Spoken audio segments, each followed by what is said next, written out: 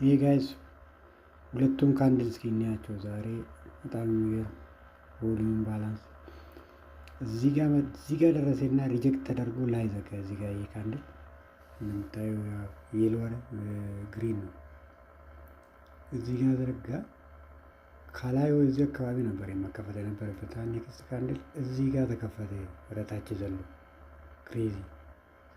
በዚህ ክሎዚንግ እና በዚህ ካንድል ክሎዚንግ እና በዚህ ካንድል ኦፕኒንግ እዚህ ድረስ መሀል ቮሊዩም ባላንስ አለ ማለት ነው።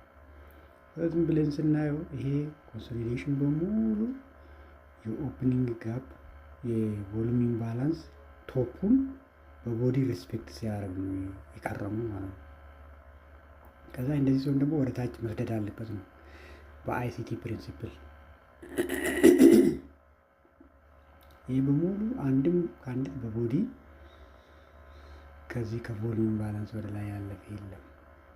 ሬስፔክት ተደረገ ማለት ነው። ታች ይሰዳል ብለን እንጠብቃለን። ይሄ ደግሞ ቦቶሙ ቮሊዩም ባላንስ በቦዲ ታች ዘጋ፣ ተመልሶ ቴስት አደረገ።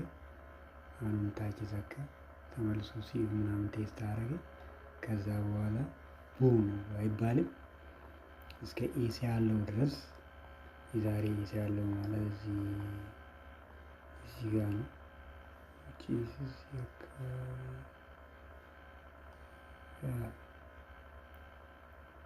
እስከዚህ ድረስ አትሊስት ሴሎ ሆነ ማለት ነው። ከዚች እስከዚህ አካባቢ ድረስ 75 ኦፕኒንግ 25% ድረስ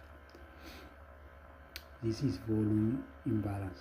ምንድነው ሁለቱ ካንድል ጀስት ከ10.08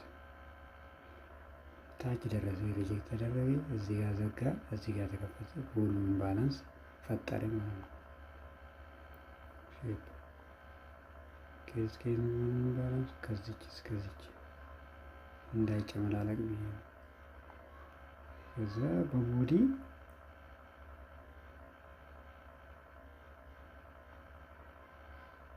እስከዚህ በቦዲ እስከዚህ አንድም ጊዜ አባስ አልዘጋም።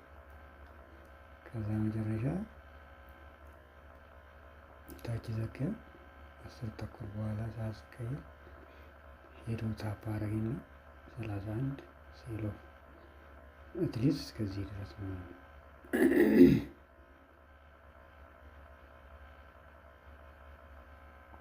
ይመቻችሁ።